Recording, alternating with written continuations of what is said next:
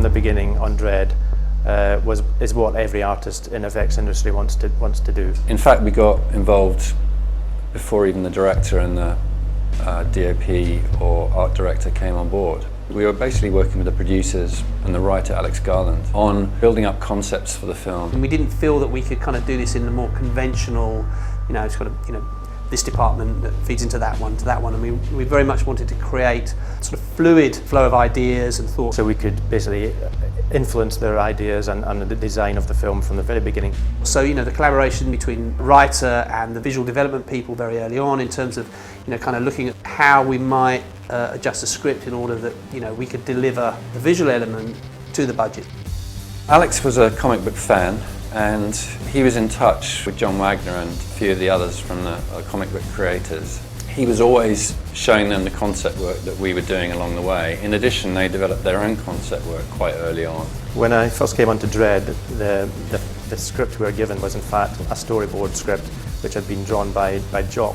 It was a cartoon sketchy style, but it explained the movie very well in visual terms, and it was really great help for us developing it further. We were very much in sync with them and trying to work out a way of bringing Dredd to the screen. They were very clear about what they wanted. They wanted a gritty, real, brutal film, much like the original 2000 AD comic. The original comics had a lot of different artwork in them, and there's no sort of set look to Megacity. But what Alex wanted to do is make this feel like a very real place. And one of the things we tried to do was to not make the buildings look like they belonged to the very distant future, and not to have technologies that didn't really feel like they belonged in our world.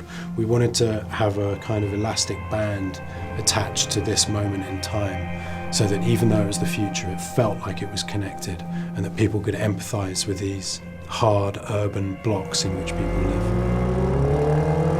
We'd already done some research with Alex, and we developed some concepts which kind of showed Megacity as we wanted it. In particular, one sort of iconic picture that Neil Miller had done of the skate park and the view of Megacity. That was the first one that kind of was a breakthrough design. Everyone cottoned onto it, and it was a lot of the buildings in that were then used for the basis of design for the rest of the city. When I originally did that, it didn't have the Empire State Building in it. We put that in there as a scale reference. By putting that in there, we figured out that some of the buildings were about 800 metres tall, which equated to 200 floors, and so it was the key design. We designed about 11 buildings in total and scattered them throughout the cityscapes. Mega blocks, mega highways, Mega City 1. We wanted to shoot Megacity, and we wanted our foreground for Megacity as much as possible. We wanted that to be real and shot on real location. So we were looking for a sort of fairly grungy city. We were drawn to Johannesburg because it felt to us that it had this sort of grid structure to its streets that perhaps we could pass that off as a kind of New York alternative. We'd use basically the real city. We got our helicopter shots and everything, and then we'd put our mega blocks and highways and things into that. The signs look similar. The road markings, the traffic lights. So there's not a lot of dressing to do, and actually we didn't do hardly any, so we could just film a foreground in Johannesburg or Cape Town and it will look like an American city. There was a lot of 70s brutalist architecture there anyway. There's one shot panning across the cityscape, and we have one big mega block right in the foreground. The rest is just buildings added away in the background. The rest is left as is, and it looks Dredd-like, concrete, brutal, hard, and good. So what we're doing is we're actually integrating our CG into a real environment, and it helps us to ground our visual effects very much in the real world. Because it's a pretty hard, rough, city in itself, it really lent itself to kind of the aesthetic that we were trying to achieve in the film. One of the end shots in the film is the wide shot from the air of Megacity 1. When I did the original concept of that, Alex Garland, he said it looked like gravestones in the mist, and they really liked that concept and they signed off on that. So that went on to the final matte painting in the film, which is virtually all CG. There was no plate for that shot, so we added cars, the buildings, and basically it's made up. It was decided to shoot the film in stereo fairly early on. As a group, we were at first a little bit worried about it. We were fairly low budget, And adding stereo into the mix eats into that budget quite a lot. We didn't have a huge amount of experience with stereo. Anthony, Don Mantle, the DP, I think it was his first project using stereo. We sat down with them and said, these are the supposed rules for stereo. You mustn't do this, you mustn't do that. And he just didn't, it's like, no, well, I'm gonna, I don't want to adhere to that particular rule. I'm gonna try. So what I'm personally interested in this film, as far as space and texture and detail is concerned, is informing less than what most trends in 3D that are doing at the moment in cinema are trying to inform, trying to show what we can do, trying to see, look at all the layers. I know the layers are important, but I try and work with space in really in a more metaphysical way. He really was able to kind of push what we were able to get out of stereo. The first time I shot 3D was testing for this film. I was horrified when I saw the rigs. I was horrified when I saw the camera. They're big and they're cumbersome. Out of that potential restrictive physical aspect of shooting in 3D develops a kind of idea that we can do something different. I'm not in the least bit interested in gimmicks. I'm interested in what depth is about. Anthony wants to do something different with the 3D. He wants to really feel it. He wants it to be enveloping in the story and quite natural. We want it to be realistic. He's particularly keen in looking at close-ups in 3D, which I don't think is normally done. Most people are obsessed by wide shots or things coming out of the screen. Anthony's really interested in looking at people's faces. And he's even developed this brand new camera with Paradise, the guys who supplied the equipment for the film, so that he can hand-hold, which I don't think has ever been done in 3D before. We've kind of come up with something that enables me basically to go very close, and I think things like faces become landscapes in a different way, and they are officially 3D. So I love that.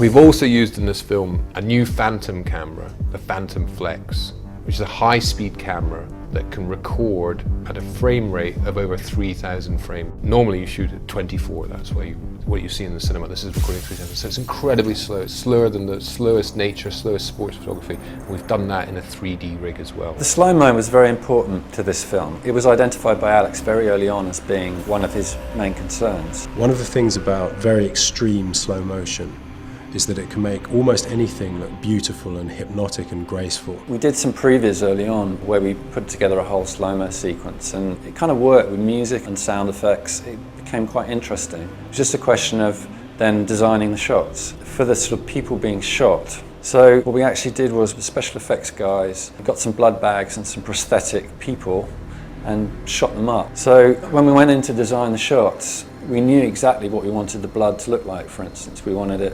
when we shot someone's cheek and the blood comes out. We want to see it, this sort of stringy, beautiful stuff going through the air. So the idea behind that was to somehow make the violence look beautiful or sort of surreal in a way. Shooting in slow-mo means a lot of trial and error process, because the actions you're shooting are happening so fast that you can't really see it before you've recorded it. None of us understand what happens at 4,000 frames a second. The whole idea is to have really graceful deaths. So it has to be beautiful. And the blood becomes, with the correct lighting on it, you get this beautiful red streaks of ribbons flying through the air. And yeah, it doesn't look gory at all, it's really pretty. I've kind of developed this multi-layer section in slow motion. The idea is not just to shock people and say, wow, it's to try and give them complex images, sounds and movements that mess with their brains, so they feel they're looking at something they don't really want to look at, but it's strangely beautiful, so they look. And I find that very interesting artistically to explore that. And 3D is interesting for me in that respect. Roll camera, please. The other sort of ethos behind the way we shot this was shoot as much as possible with the cameras and get the unexpected stuff. And if it doesn't work, we'll do it in the CG later, which will inevitably end up a bit more choreographed, but at least you've tried. So, for instance, we tried to explode the door and that didn't work, and we redid that in CG. We tried to get a muzzle flash, it didn't really work, so we redid it. Obviously we can't shoot someone's cheek off, that has to be done in CG. But a lot of the other stuff, the rippling stomach, that's real. What we were doing was we were shooting compressed air at someone's stomach, and that's what it really does. And we were trying to mimic the idea of an explosion, the force of an explosion with compressed air. In addition, the guys that are being shot, we blew compressed air at their bodies to sort of get an initial impact and also get a reaction from the actor so that they could perform. So all that stuff, it was carefully worked out. At the same time, we were very keen to get something something unexpected in the live action. Sir? If you leave it to me, he doesn't have to speak. The other one was inside Kay's head. You know, we thought, well, there's a moment where we could do something slightly different as well. And that one, we kind of disconnected him from his background, the opposite of what you're supposed to do with stereos. So we were kind of making him feel much more isolated from where he's supposed to be, which is inside his head, a very dark, empty space. So there were sort of creative sequences in the film that we could really exploit the use of 3D in this film.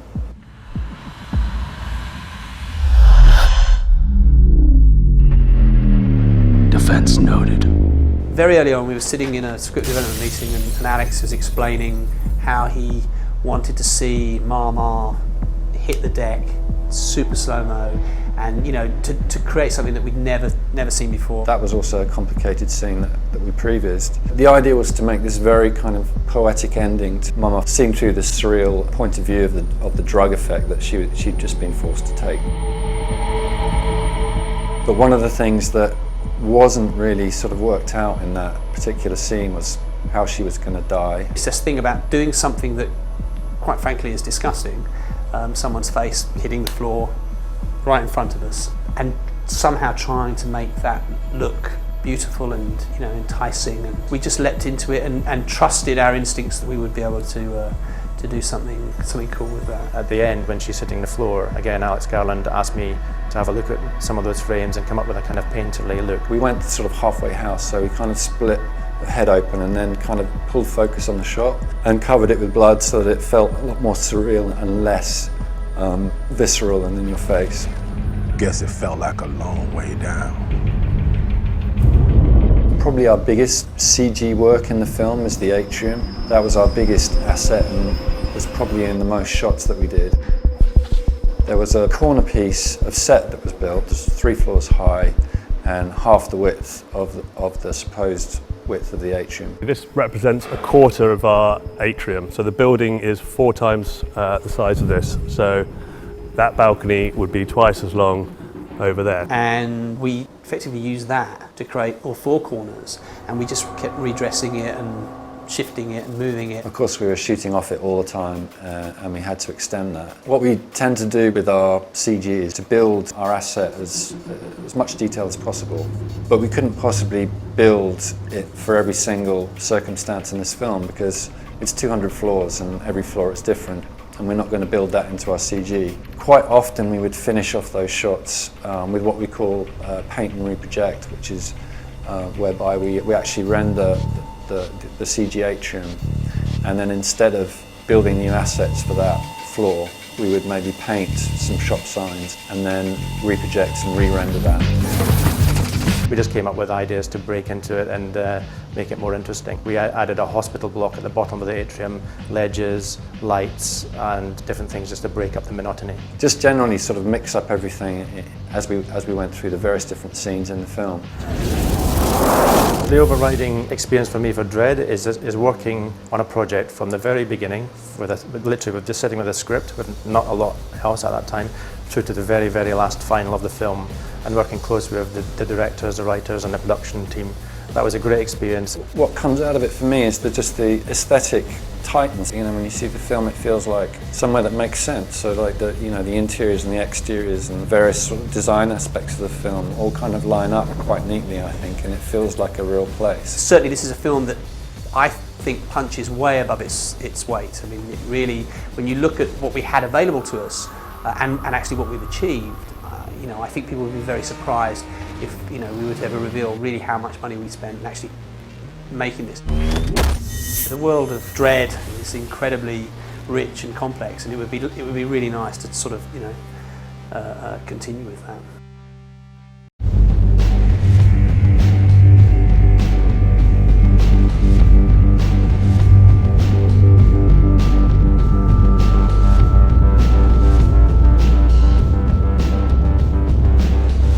It was around 1977, and I was working for Fleetway magazines for a magazine called Battle, and then they decided to make a science fiction magazine called 2000 AD. Fleetway, who was publishing the British comics, they hadn't, for 20 odd years, they hadn't produce any science fiction, because science fiction just wasn't selling in comics. Comics were football comics and various action comics, but no science fiction. When it was first being developed back in 1976, early 77, they knew that a science fiction film was coming out in the summer of 77 called Star Wars. So Fleetway thought, well, let's produce a science fiction comic and see how that goes, and it was 2000 AD. I had been editor of other comics and had created for one of them a sort of Dirty Harry takeoff called One-Eyed Jack. And so when Pat Mills was putting together 2000 AD, I said to him, the one thing you don't have is a tough cop.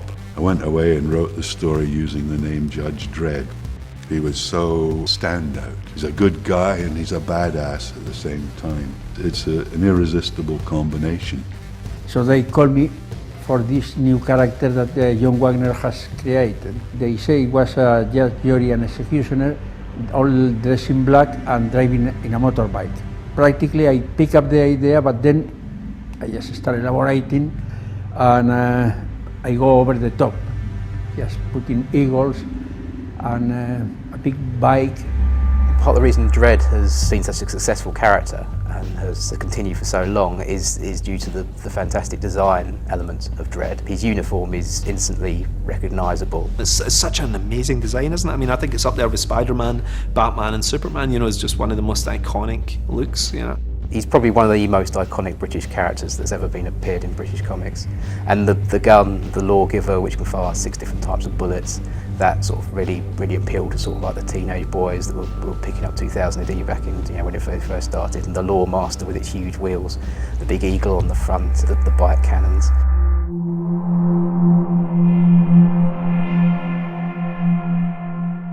I think originally John was not very happy with the character I draw, but the editor in that time, Pat Mills, he really liked it, and so they changed the script to adapt to the character I draw.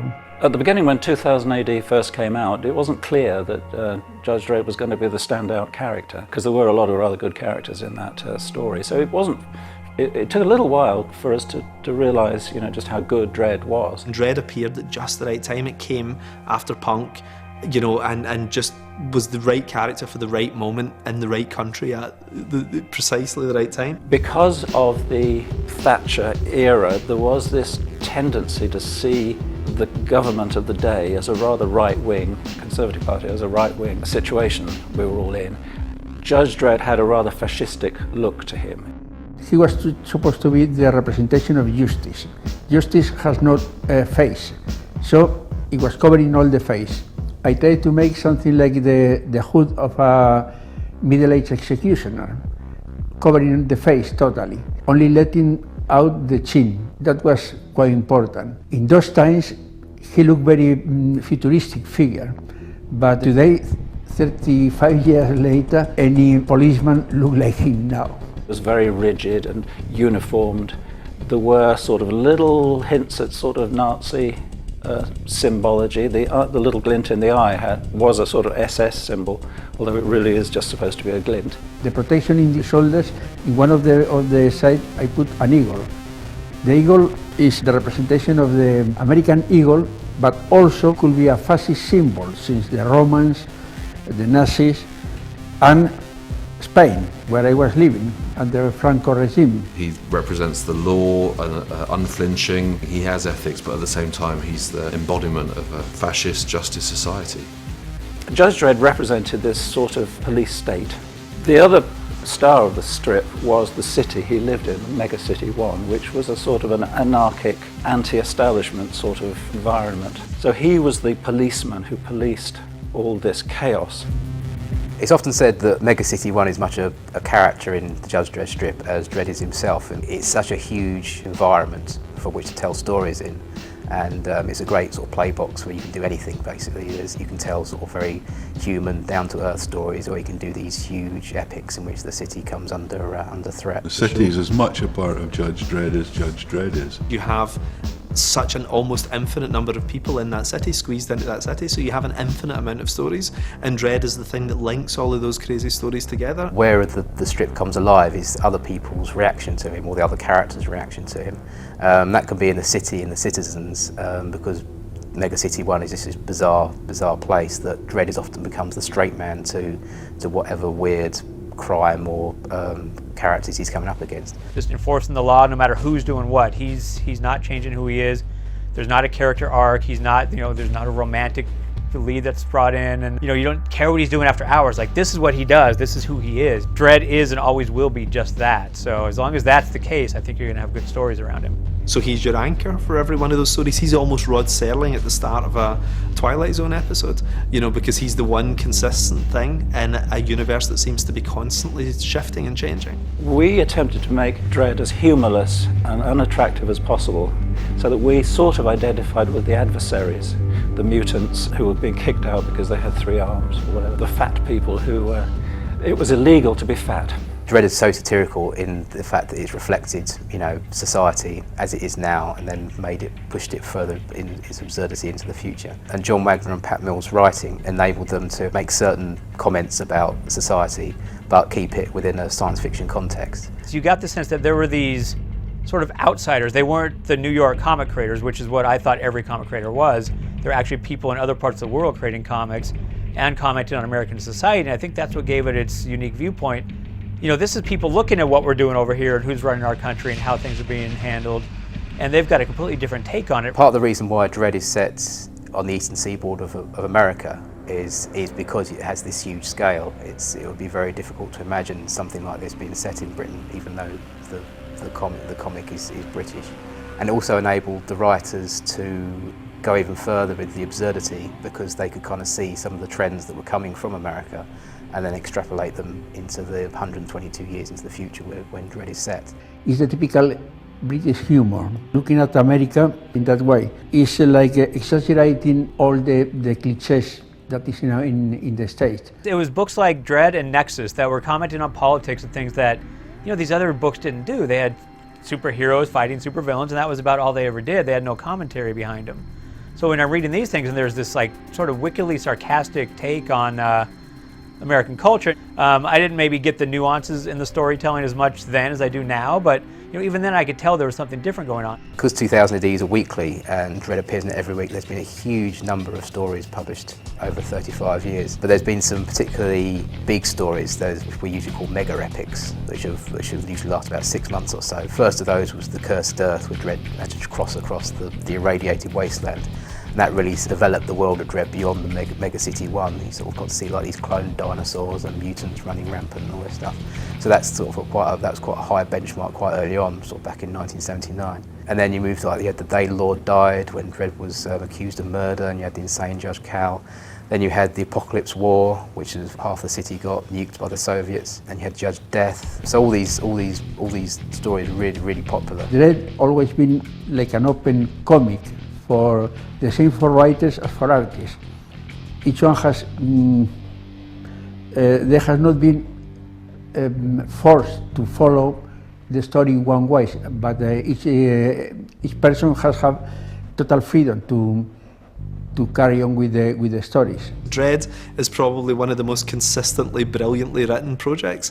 For 35 years, John Wagner and Alan Grant have done the most phenomenal job, and the other guys like Garth Ennis and Robbie Morrison and so on who come in have all done an amazing job. Other writers have handled it, but John Wagner is still the guy, and I think everybody, from Garth on down, will admit that nobody writes a character as well as John does. It's one of the beauties of Dredd that you can tell any kind of story. You can tell an outright comedy, you can tell a tear-jerking tragedy, you can tell a political satire. Anything goes in Dredd because you've got this vast city. Most of the writers really got the gist of Judge Dredd. It was funny, really daft humour, with occasional bits of horror and gritty violence. It's funny actually, I would say I was probably the worst writer who ever worked on Judge Dredd. Like, what made it awful is that I love it, you know, I really do like it, you know, but I didn't grow up with it. So I had no idea what I was doing, plus I was too young, you know, like I came in when I was 19 and John Wagner, Alan Grant, Pat Mills, all these guys were suddenly kind of lured off to do American work at the time by Marvel and DC. So they just had this kind of vacancy really, you know, and I just happened to be walking by and somehow ended up doing these classic characters, and I genuinely didn't have a clue, you know, what I was doing, and I was really stumbling around and sort of doing really pretty piss poor stories. Like everybody else has been brilliant, and my stuff just is like the turd in the punch bowl. One thing that has stood Dredd apart over 35 years that he's been going is being the huge calibre of artists that have worked on the strip. In the late 70s when it was first starting, you had the sort of Brian Bolland and Mick McMahon, who were getting their first work pretty much on the comic, and they really sort of set the template of Dredd, sort of the very heavy black and white and instantly recognisable.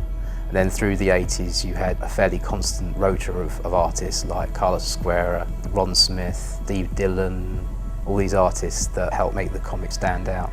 As we moved into the 90s, you started getting people like Simon Bisley, who were like the second generation artists who grew up reading the comic from earlier.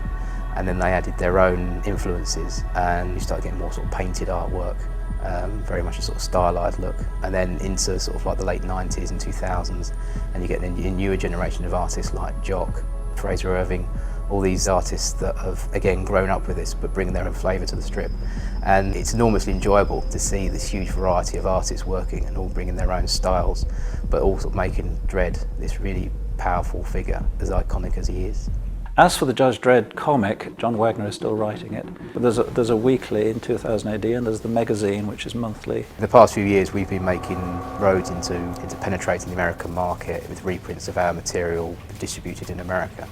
And we got into discussions with IDW about producing a new Dredd comic, which they themselves could put out into the American comic shops. We want to put out new comics and, you know, give people new versions of these characters. It's going to be totally different in that Duane Swierczynski, who's the writer of this, you know, he's an American writer, so he's going to have a different viewpoint and different way of telling a story than John Wagner or British writers do, but he gets what Dredd is, and so he gets the humor, and he gives you what you expect from these characters, keeps sort of the blackness of it, and puts that all together in a way that I think is exactly what I wanted our Dredd comics to be. So they're producing both new comics, which will have all new Judge Dredd stories, which won't be necessarily tied to what's happening in 2000 AD at the current time. It'll be more reader friendly for any US reader who doesn't know Dredd and hasn't read a Dredd comic before. They should be able to pick up the IDW Dredd and immediately sort of, you know, follow what's going on. Dredd is still Dredd, and Dredd,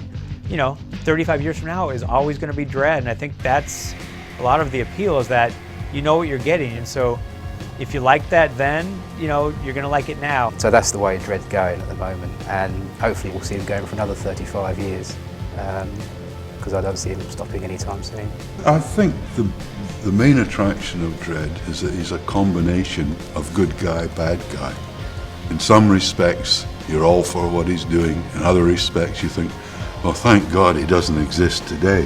When we created it, we never thought it was going to last for 35 years. To me, he's always been one of the best characters I've ever drawn.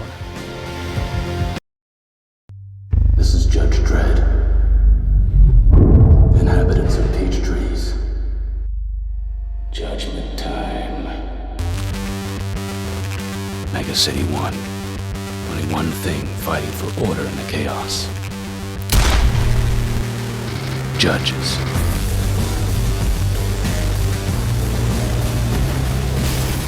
Judge Dredd is hardcore, the ultimate lawman. Judge, jury, and executioner.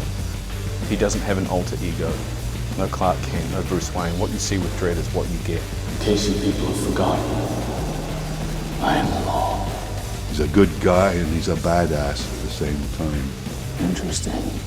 It's an irresistible combination. He's your greatest hero and your biggest nightmare wrapped up in one. Dredd has an adult aspect to it. It's like watching an 18 certificate film when you were 12. Dredd's a real guy, he's not a superhero. This one worries me. You know, you cut him and he bleeds. For him, the law is everything. It's black and white. The rule are the rules. He is the best at what he does and the most feared, and he's tough as tough could possibly be. Thanks for the heads up. Seeing Carl, he is so good in the role. He acts the part. Admirable. It's a very radical departure from anything that had come before. More gritty, realistic, hardcore, high-octane kind of a ride. This movie really explores a day in the life of Dredd as he puts his rookie Anderson through her paces. Your assessment starts now. Sit tight or run. Makes no difference, you're mine.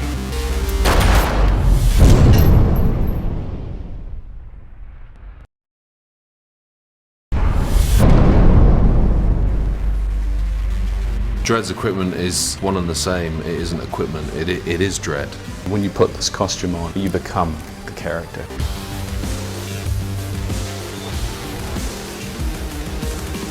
There's about 4 different leathers in Carl's uniform, and then the plastic armour on top, which is sort of based on sort of riot cops. I thought it would be interesting to see what it was like if Dredd put the same thing on every day, this dirty old biker's outfit, and then just went out there and enforced the law.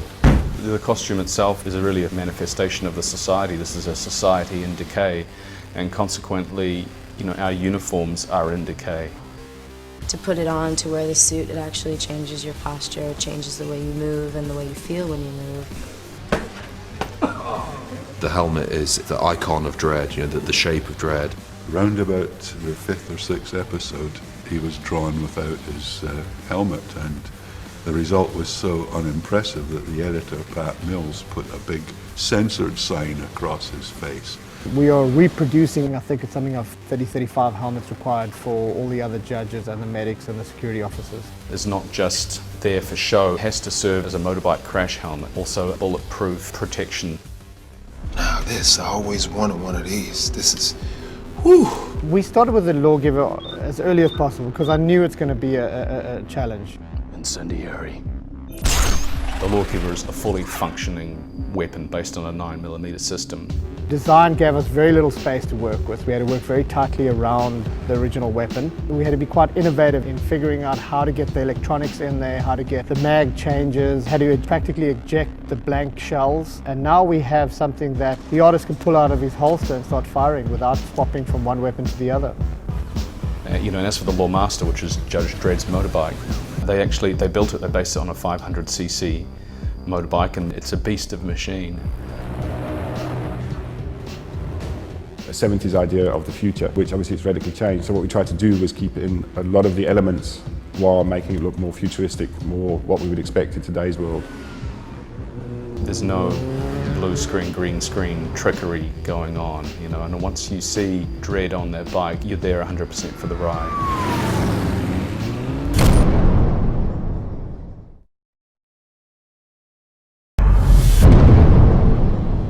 Mega blocks, mega highways, mega city one. I've never done a 3D movie. I've been sitting watching them over the last few years. Some of them obviously you're really impressed with, but most of them are the kids' films or huge Hollywood films like Tron and Avatar. And I thought that it would be interesting to do something different and to push the boundaries a little bit. It's an insane world, it's a future world.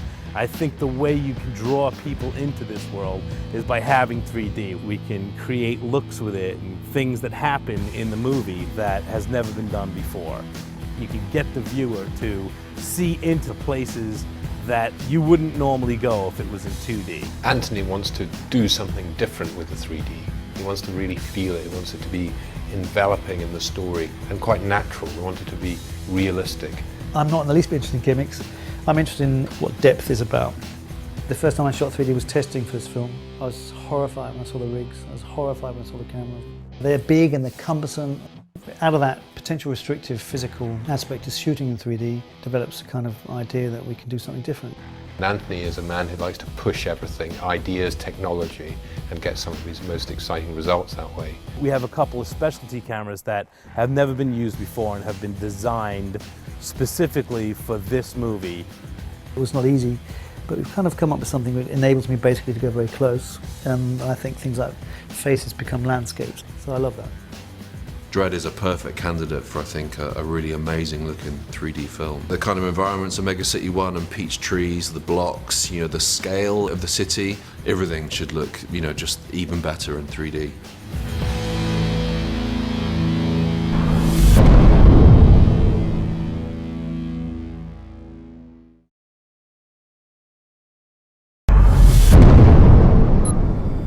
Peach trees, multiple homicides. Dredd to control. We'll take peach trees. Mega City 1 is a city that runs down the entire eastern seaboard of the United States, and it has about a 400 million population. The rest of America is pretty much a nuclear wasteland. Within this city are these immense buildings, these mega blocks. Each mega block is literally what we would think of today as a self-contained city, and that's where the action of our film takes place. Okay, rookie, what do you know about peach trees? Sir, Peach Trees houses 75,000 registered citizens. It has the highest crime rate in Sector 13, unemployment rate of 96%, and more than half the residential levels here are classed as slums. Our story takes place in one of these blocks that's been terrorized by this drug gang run by a woman called Mama. You could live and die within one of these blocks and never really set foot without it if you had to. One of the biggest challenges was making a post-apocalyptic future set in New York, but grounding that in a reality we believe in. And in our film, actually, one of our main characters is Peach Trees. As a group of filmmakers, the first thing we needed to work out is this building possible? So we did a lot of research on what already exists around the world, and we've tried to, where we can, put in anti-establishment spirit that you get through the comedy of the comic. Each set we've probably had to turn around 4 or 5 times in terms of making it feel different architecturally, feel different in its set dressing. Our interior space, the actual atrium itself, runs up 200 stories. We have a quarter section, which is really 3 floors. This represents a quarter of our atrium. So the building is 4 times the size of this. So that balcony would be twice as long over there. From that, we're going to be creating, an environment when you look out, when you look down, when you look up, you'll see hundreds of stories going up and down. And what we've done is we've created the outside of the building in the computer, and the rest of the building, the corridors, rooms, school, we created inside the studio. The city is as much a part of Judge Dredd as Judge Dredd is. It's not some sort of grand, highly polished utopian vision of the future. This is a lot more sinister in many ways and a lot more realistic. The sentence is death.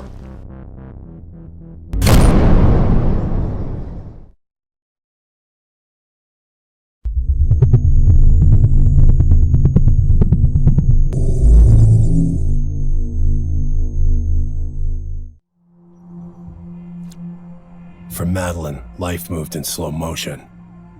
That was how it seemed to her, each day. Trapped in a bubble, watching the world around her move at double speed, passing her by, leaving her behind. She'd long since fallen out of step. All this effort not to feel, it was a full-time job in itself. The tools required for the trade. Fact was, time had dragged for Madeline ever since she'd been given nothing to live for. Since she had no future. She was trapped, seeking a way out. Now, there was reported to be more than 15 prostitutes working on the offenses. The Justice Yo, Department Madeline! also stated that a considerable... Don't forget who owns you! Yet even after all these years, in her heart, Madeline could not accept that this was all she'd be. Thought you weren't coming. Yeah, I got held up at the lab. Kind of an interesting development. You want to see? Sure. It could be the beginning of something new for both of us. I call it slow-mo. You'll see why.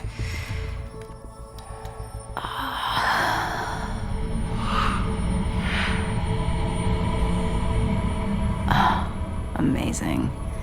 It's like nothing else I've ever tried before. It concentrates on one area of the brain, works on time perception in the user, and just slows it down to 1% of its normal speed. Makes everything sharper, more intense, focused. I liken it to seeing God through the cracks in creation. It's gonna be huge. I promised you a future, Madeline, and this is going to be ours.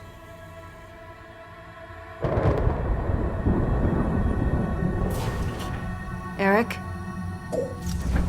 Eric! Well, well, well. Looks like the gang's all here. Shame you missed the party.